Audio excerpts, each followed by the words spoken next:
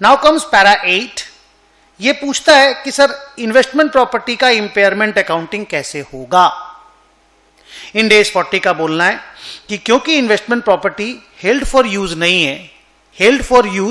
नहीं है, तो उसका जो वैल्यू इन यूज, आपने इंड एस इंपेयरमेंट वाले इंड एस में 36 नंबर में आपने रिकवरेबल अमाउंट का कॉन्सेप्ट में वैल्यू इन यूज वर्ड सुना होगा।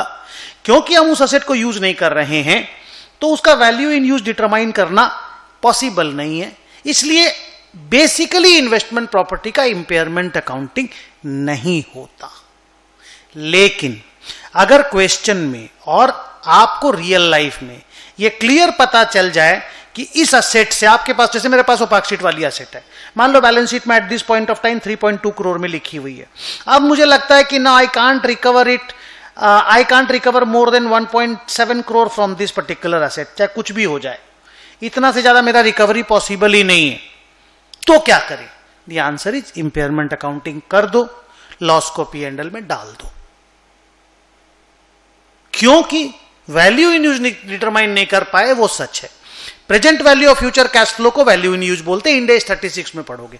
Fine, you can't determine it, कोई प्रॉब्लम नहीं है। लेकिन अगर आपको यह कंफर्म लगता है कि रिकवरेबल अमाउंट कैरिंग अमाउंट से कम है तो इंपेयरमेंट करना होगा। मैं पैरा रीड करता हूं आपके लिए। As the investment property is not held for use, it is difficult to find the value in use, जो इंपेयरमेंट अकाउंटिंग में रेलेवेंट होता है।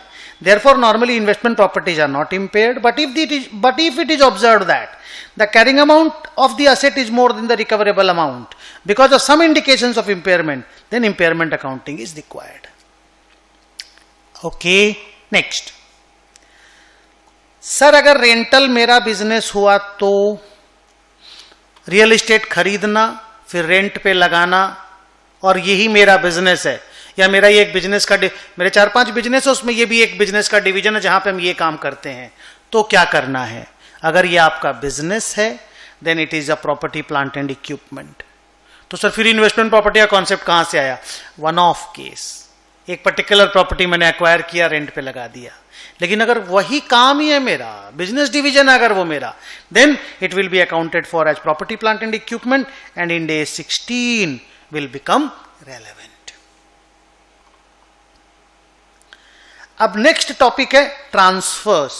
ट्रांसफर्स का सिंपल सा मतलब है कि कोई असेट किसी दूसरे इंड एस में कवर्ड था, से प्रॉपर्टी प्लांट एंड इक्विपमेंट था, से इन्वेंट्री था, अब हम उसको इन्वेस्टमेंट प्रॉपर्टी बनाना चाहते हैं, और कोई असेट इन्वेस्टमेंट प्रॉपर्टी था, हम उसको इन्वेंट्री या प्रॉपर्टी प्लांट एंड इक्विपमेंट बनाना चाहते हैं। So from Ind AS 2 to Ind AS 40 डाल रहे हैं, from Ind AS 16 to Ind AS 40 डाल रहे हैं, या उल्टा डाल रहे हैं, तो अकाउंटिंग प्रोसेस क्या होगा? पैरा 10 हमको कहता है कि अकाउंटिंग प्रोसेस में कुछ नहीं करना, कैरिंग अमाउंट पे ट्रांसफर होगा, कोई प्रॉफिट लॉस रिकॉर्ड नहीं होगा।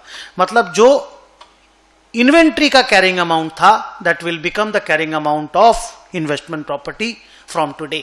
जिस दिन आप ये ट्रांसफर करोगे, जिस दिन आप अपनी इन्वेंट्री क्या बोलते हैं, रियल एस्टेट की इन्वेंट्री को इन्वेस्टमेंट प्रॉपर्टी इंड एस 40 वाली बनाओगे, उस दिन इन्वेंट्री का जो कैरिंग अमाउंट है वो इन्वेस्टमेंट प्रॉपर्टी का कैरिंग अमाउंट बन जाएगा। That's it. चाहे कहीं से कहीं ट्रांसफर हो, 2 से 40 हो, 16 से 40 हो, 40 से 2 हो, या 40 से 16 हो, इंड एस के नंबर बताए, transfers will happen at carrying amount, no internal profit will be recorded. मैं पढ़ता हूं पैराग्राफ को, आप मेरे साथ रीड करो। Any transfer from investment property to inventory or investment property to property plant and equipment and vice versa are recorded at their carrying amounts. No profit will be recorded. Okay? आइए 11th number para का discussion, very छोटे छोटे small paragraph. 11 number para बोलता है अगर कोई property है more than one purpose के लिए हेल्ड किया हुआ है, मतलब मान लीजिए एक रियल एस्टेट है, 5 फ्लोर है, उसके अंदर मेरा है सारा, 3 फ्लोर रेंट पे देने के लिए होल्ड किया है, 2 floor property plant and equipment की तरह अपने बिजनेस में यूज करूंगा। ग्राउंड फ्लोर में शोरूम है, फर्स्ट फ्लोर में ऑफिस है, सेकंड, थर्ड और फोर्थ फ्लोर रेंटल के लिए, और रेंटल मेरा बिजनेस नहीं है। तो करना क्या है?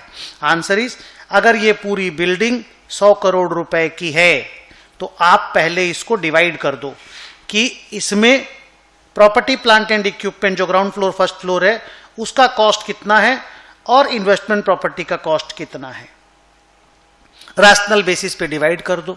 उसके लिए इंस्टीट्यूट इंड एस 40 में कुछ नहीं बोलता, वो आपका कॉल है, मैनेजमेंट का जजमेंट कॉल है। अगर प्रॉपर्टी प्लांट एंड इक्विपमेंट आया 35 करोड़ और इन्वेस्टमेंट प्रॉपर्टी आया 65 करोड़, नो प्रॉब्लम, डिवाइड करना होगा। और करने के बाद प्रॉपर्टी प्लांट एंड इक्विपमेंट को इंड एस 16 से और इन्वेस्टमेंट प्रॉपर्टी को इंड एस 40 से सब्सिक्वेंट मेजरमेंट करना पड़ेगा। आइए मेरे साथ रीड कीजिए। If a property is partly held for use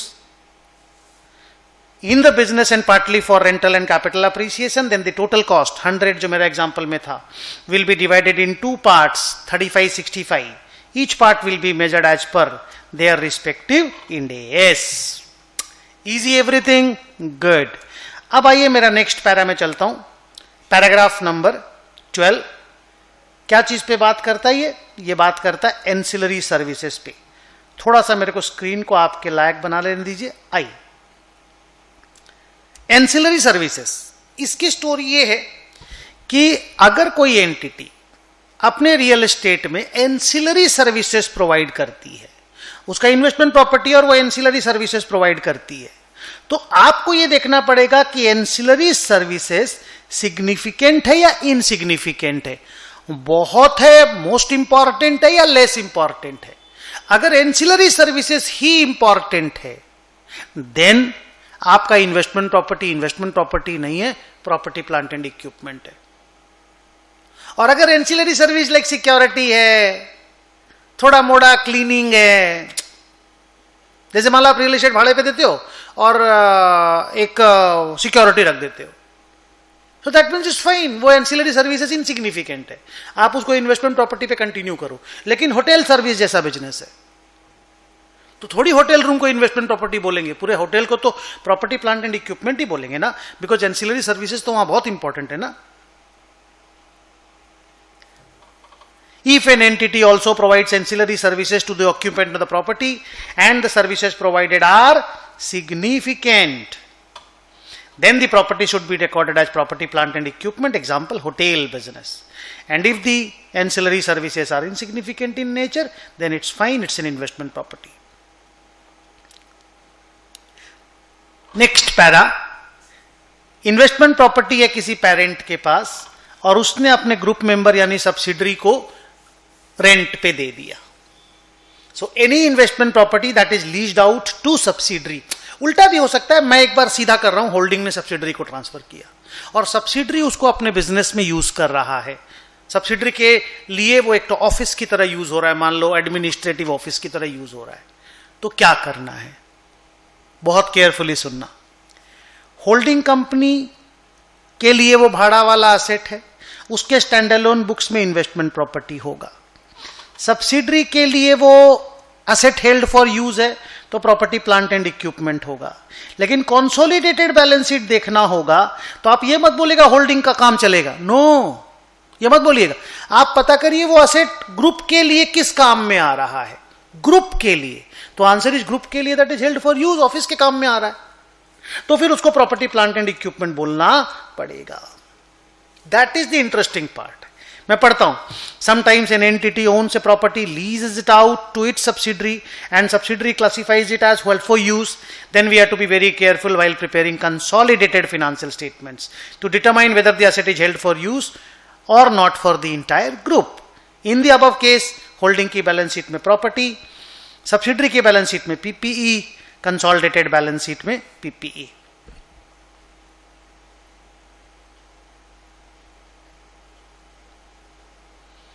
Few more paragraphs left. 14 number paragraph. Asset acquired under lease and held as investment property. जब आप इंड एस 116 पढ़े या पढ़ोगे तो आपको पता चलेगा अगर हम लीज पे कोई असेट लेकर के आते हैं तो वो हमारे लिए ROU असेट बनता है। ये पढ़ेंगे हम इंड एस 116 में, आप पढ़ चुके होंगे। उसका मेजरमेंट होता है present value of future lease payment पे, उसको मेजर करके फिर प्रॉपर्टी प्लांट एंड इक्विपमेंट की तरह अगर हम बिजनेस में यूज करते हैं तो वैसे रखते हैं फिर बैलेंस शीट में, लेकिन यहां हम बोल रहे हैं कि हमने लीज पे एक्वायर किया और फिर इन्वेस्टमेंट प्रॉपर्टी की तरह यूज करेंगे या माने भाड़े पे लगाएंगे या लगा चुके हैं, तो क्या करना है? पहला, एज पर इंड एस 116 उस आरओयू असेट का इनिशियल रिकॉग्निशन वाला वैल्यू कंप्यूट करेंगे present value of future lease payment से। उसके बाद इंड एस 40 जो कॉस्ट मॉडल यूज करने बोलता है वो करते रहेंगे, दैट्स इट। पढ़ता हूं, the asset will initially be measured at the present value of future lease payment, that is end S 116, thereafter it will be subsequently measured as per ind AS 40.